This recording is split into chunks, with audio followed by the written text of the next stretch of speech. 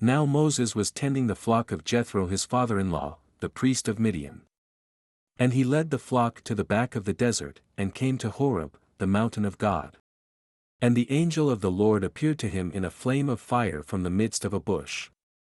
So he looked, and behold, the bush was burning with fire, but the bush was not consumed. Then Moses said, I will now turn aside and see this great sight, why the bush does not burn. So when the Lord saw that he turned aside to look, God called to him from the midst of the bush and said, Moses, Moses. And he said, Here I am. Then he said, Do not draw near this place. Take your sandals off your feet, for the place where you stand is holy ground. Moreover he said, I am the God of your father, the God of Abraham, the God of Isaac, and the God of Jacob. And Moses hid his face, for he was afraid to look upon God. And the Lord said, I have surely seen the oppression of my people who are in Egypt, and have heard their cry because of their taskmasters, for I know their sorrows. So I have come down to deliver them out of the hand of the Egyptians, and to bring them up from that land to a good and large land, to a land flowing with milk and honey, to the place of the Canaanites and the Hittites and the Amorites and the Perizzites and the Hivites and the Jebusites. Now therefore, behold, the cry of the children of Israel has come to me, and I have also seen the oppression with which the Egyptians oppress them. Come now, therefore, and I will send you to Pharaoh that you may bring my people, the children of Israel, out of Egypt.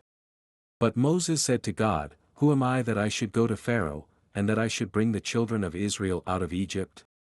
So he said, I will certainly be with you. And this shall be a sign to you that I have sent you, when you have brought the people out of Egypt, you shall serve God on this mountain. Then Moses said to God, Indeed, when I come to the children of Israel and say to them, The God of your fathers has sent me to you, and they say to me, What is his name, what shall I say to them? And God said to Moses, I am who I am. And he said, Thus you shall say to the children of Israel, I am has sent me to you.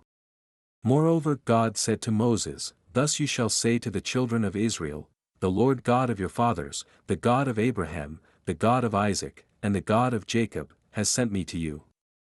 This is my name forever, and this is my memorial to all generations. Go and gather the elders of Israel together, and say to them, The Lord God of your fathers, the God of Abraham, of Isaac, and of Jacob, appeared to me, saying, I have surely visited you and seen what is done to you in Egypt.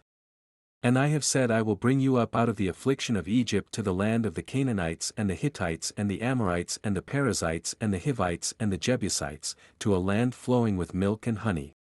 Then they will heed your voice, and you shall come, you and the elders of Israel, to the king of Egypt, and you shall say to him, The Lord God of the Hebrews has met with us, and now, please, let us go 3 days' journey into the wilderness, that we may sacrifice to the Lord our God. But I am sure that the king of Egypt will not let you go, no, not even by a mighty hand. So I will stretch out my hand and strike Egypt with all my wonders which I will do in its midst, and after that he will let you go. And I will give this people favor in the sight of the Egyptians, and it shall be, when you go, that you shall not go empty-handed. But every woman shall ask of her neighbor, namely, of her who dwells near her house, articles of silver, articles of gold, and clothing, and you shall put them on your sons and on your daughters. So you shall plunder the Egyptians.